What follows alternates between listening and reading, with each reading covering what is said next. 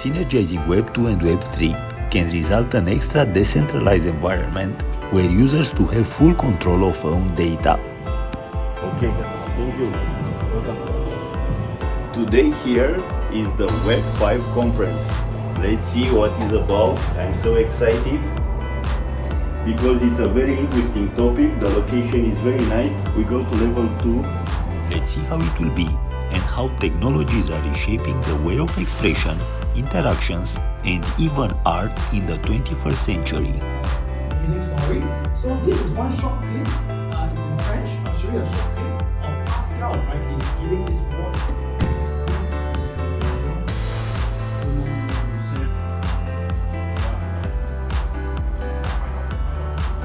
But before, if you didn't until now, please subscribe down below.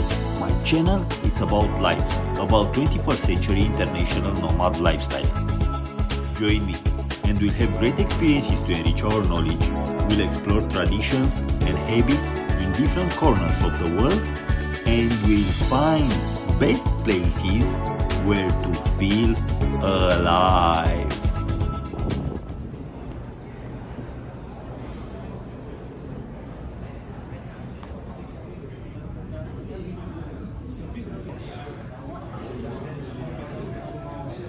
The rhetoric on the topic is about a decentralized internet, allowing users to own and control their data without monopolist intermediaries.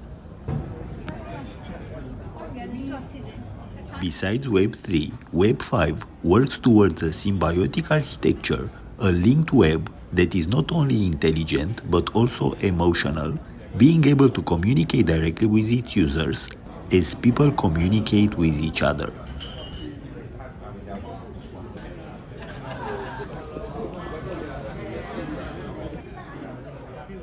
The World Wide Web has always been evolving, since started in the 1990s as Web 1 and then evolved into Web 2 in the mid-2000s and Web 3 afterwards since the blockchain movement. Let's see how the evolution process goes on and how can we apply in our daily lives. For sure, decentralization concept is here to stay, as well as blockchain, but have to see exactly the interoperability between physical and digital in the new scenario. With locations in the UK and Hong Kong, developing high-concept films, series and variety shows for local and international audiences. We're all here, which is how can NFTs answer the question to Raymond? First base, so I could do my own research. What I like about NFTs is that they can potentially create a utility, not only in the digital world, but also in the real world. So we have, for example, a film called Lion vs. Little People. It's in post-production right now, and we can there connect the audience not only with a digital art piece in the film as an NFT, but also potentially with viewing it through a video platform. We're planning at the moment a cinema event so that we can release the film in cinemas, so that then we can sell an NFT and the audience in the real world can experience something as well. Let me introduce myself a little bit more very quickly to give a bit more context of my own background before answering the question directly. So in addition to being an asset manager, I'm also an award-winning filmmaker, both producer and director. And my main focus within Eurasia Phor is basically bridging the traditional investment community with media projects. So this is very much the two industries. I'm very, very familiar with both, the financial side and the media side. So in terms of NFTs specifically, so this is something, again, that Bijan and I have discussed in quite a lot of depth over the last few months and earlier this year as to different ways that we can leverage on this in the media space. And I know that Bijan has also a lot of very, very good ideas for this. For me specifically, the reason I'm very excited and interested in NFTs is the whole aspect that they really provide a public record of ownership.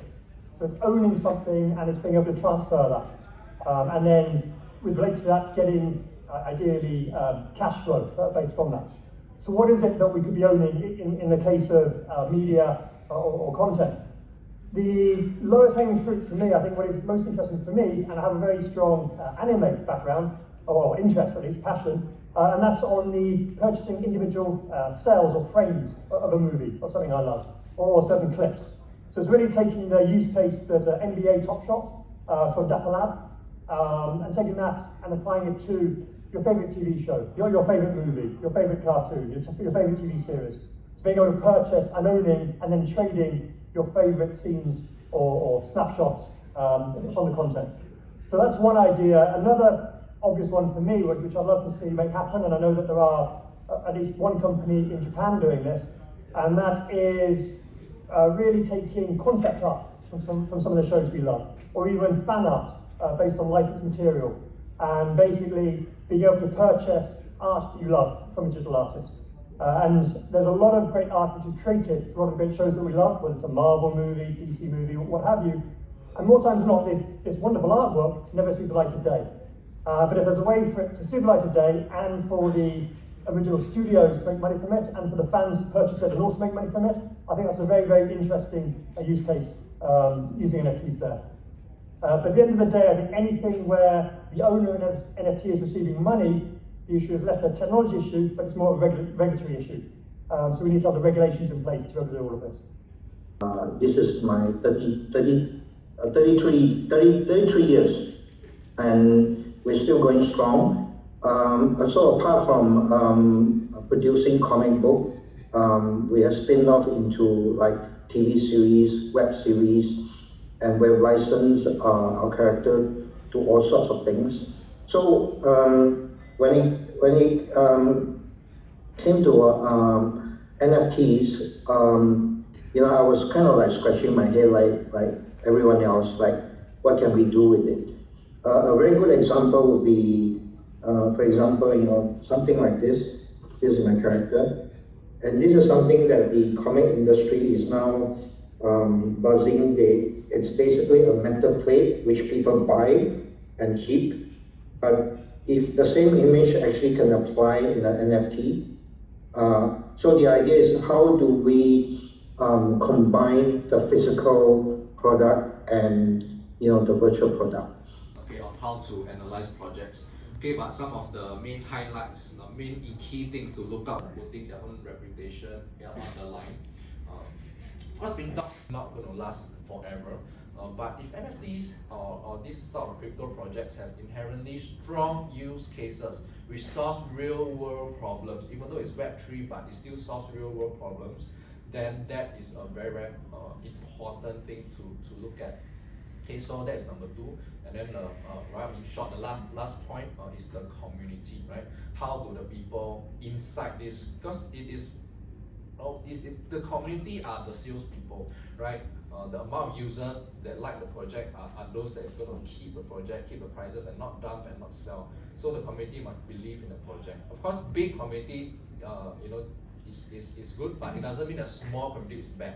But a small community believe it in that project a lot. Eventually, word of mouth, it will grow. It will become a strong community. So strong community is more important than having a big community. Like Luna has got a huge community, but because inherently the tokenomics of Luna has got big issues, so as a result, bank runs happen and all the investors have lost their money.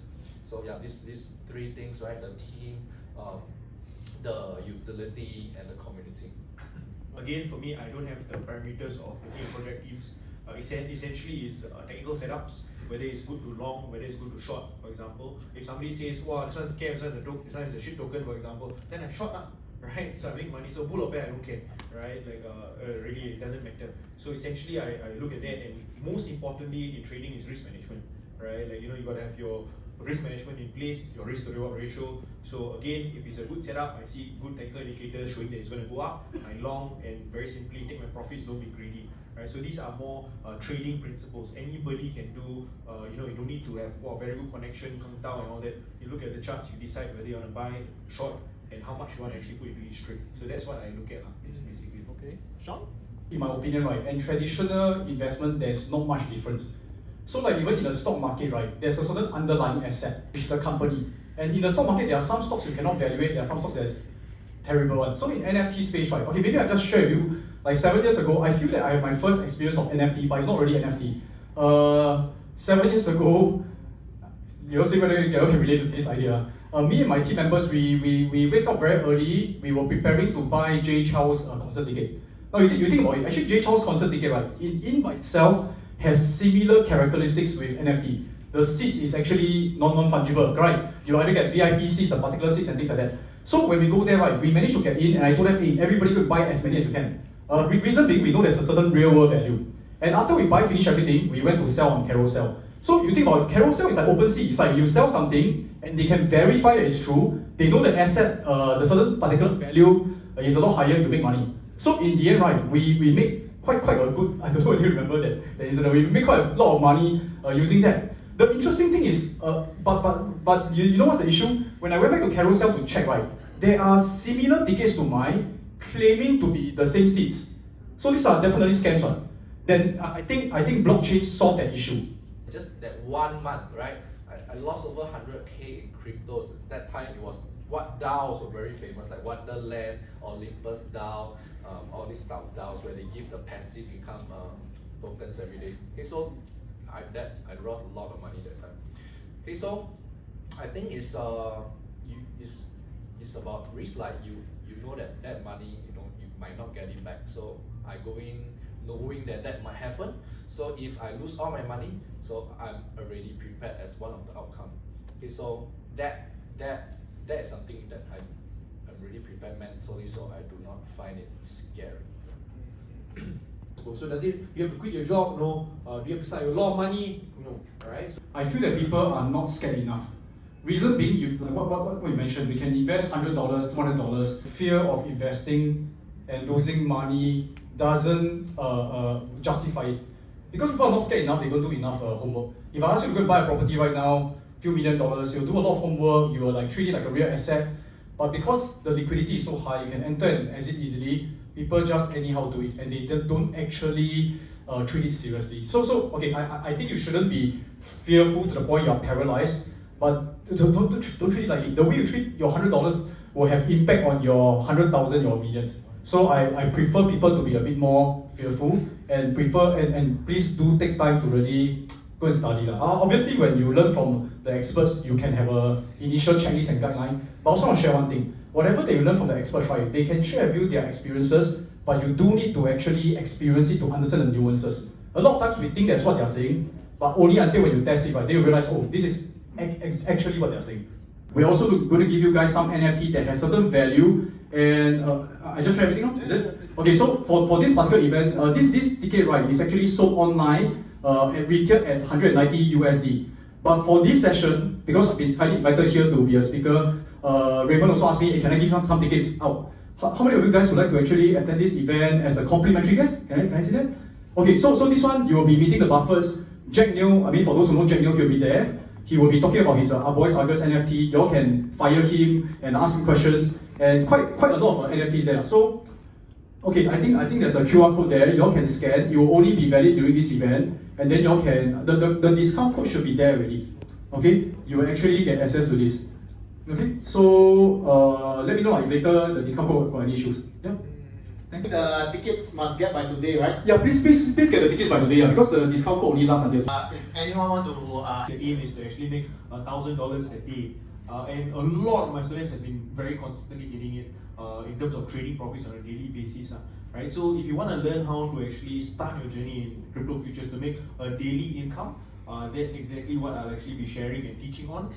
It's very exciting, and again, it doesn't require a lot of time, and probably about 30 minutes a day. And you can use anything within, starting from $1,000 or so, right? So if you're interested in that, then very simply, I have an event coming up next Tuesday, right? We'll be placing some live trades. You all can actually participate and make money live together with me.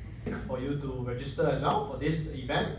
And also I think people are just registering at the moment, right? So we'll send you the links for you to register as well. So I think upcoming for TNE wise, right? So you are touching on flipping or rather investing or profiting from NFT. Maybe you can share with the audience as well how they can do it profitably. In that event, it is a paid event. I think 500 packs. And everyone there paid anywhere from £2,000 to £10,000 to be there. Okay, so there I'm giving a training, right, about how to invest in NFTs, right? How with very low budget, how you can actually make NFTs and flip them within days to make back your capital or many times more if there are good opportunities. Also share a bit on some low risk passive income strategies, how you can make like maybe $100 a day, and also how some high risk passive income strategies with NFTs and like you can make $500, $1,000 per day, right? For those who are more daring, more risk taking. So, but I will do this. I'll do a training, right, for free tomorrow evening about what I am going to teach in London, okay, in the end of the month. So that's something I'm doing tomorrow evening from 8 p.m. to 9:30 p.m. online, right? So, right, if you're interested to learn how to start with NFTs with a small budget, little time, right, with a very predictable system, right, I welcome you to sign up and join. Okay, so yeah, so this is brought together only made possible because you are here. So thank you so much. A fantastic Phor friends. So Terry is the founder of Art Seasons Museum and National Heritage Board Singapore, where you saw Singapore's national collection for contemporary art and curatorial programs. So today's discussion, my friends, will be revolving around the burning questions. Director and partner of 𝐂𝐂𝐑𝐈𝐁𝐄𝐑, on board to talk and discuss about art in the digital era. This section, we are going to explore how digital technology is reshaping the arts in the 21st century. From art for fair curating, music production, filmmaking, to gaming, journalism, media influencers, we will explore some key questions of digital age. How are we curate, collect, sell artworks and into Instagram, influential and shaking it up. Without more delays, I would like to invite. I think I prefer to stand as Yang says here, yeah. And maybe I should reintroduce myself. Okay. You should. Yeah, I know that the crowd before, I think you know, we are all interested in investment and of course NFTs and all these things. But of course art, NFTs has been considered as art, right? But I personally have a lot of questions myself, more than answers that I can give you. My background is I started off as an artist. Somehow I stumbled, I became a curator. I never wanted to. I worked at the Singapore Art Museum. Within 6 months, I became senior curator, the most senior position at that time. I was in charge of Singapore's whole contemporary art collection, which is the biggest in Southeast Asia contemporary art collection in Asia, or in the world actually, not just in Asia. So I was in charge of that, in charge of the whole curatorial team, blah blah blah. And then a couple of years later, I was invited to work in this place called Palais de Tokyo in Paris. And they created a position for me, Deputy Director of Artistic Programs. If you have been to Singapore Art Museum before it went on renovation, National Art Center. So my work really is in would bring international artists would bring that would matter to when we are investing in NFTs and stuff like that. So it's more a sociological kind of perspective. So this is where I am usually found at. Exhibitions, contemporary art, right? Contemporary art exhibitions, arts festival, and I've organized art festival also in Singapore and overseas, and art programs, and then I do mentorship for artists. I do mentorship with even businessmen who are running like a art sort of consultancy and things like that. So, like I said, the curator is the one who cares for, you know, when he was first, why this painting is important is the enigmatic smile. Somehow people cannot get over that smile, right? And this smile, I think today is worth like $1 billion or something. It was 100 million US in 1962, the valuation. But today, we're talking about technology and of course, NFTs and VR and AR. Just quite recently, a couple of years ago, they did this to the Mona Lisa. So technically now, If you think of, let's say, this VR experience as that, but in my mind, emotional also means that we have invested interest in it, because it's decentralized, meaning you have to work harder. Let's say if you want to create a website, you no longer just go to Squarespace and everything is in one point, or Wix, everything in one place. You want your storage to be IPFS or whatever you want it to be, you know, and then your... So just a little heads up, from 6 to 7:30 is going to be happy hour outside, and 7:30 is going to be art auction. So if you'd like to stay, please, I'd like to welcome everyone to stay with us till 7:30 for the auction. With that, thank you so much. My name is Daryl, and I hope you enjoy the rest of the day. This is Daryl signing off. Thank you. See you again real soon.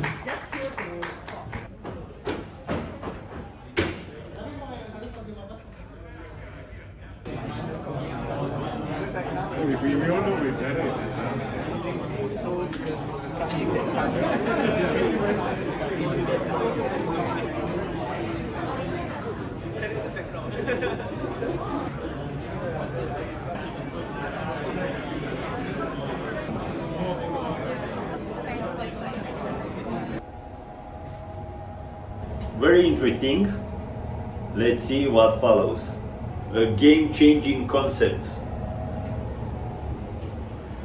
Thank you for watching. I hope to inspire you.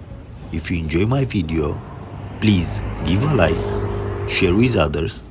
Don't forget to subscribe, leave a comment down below, and I will reply to you.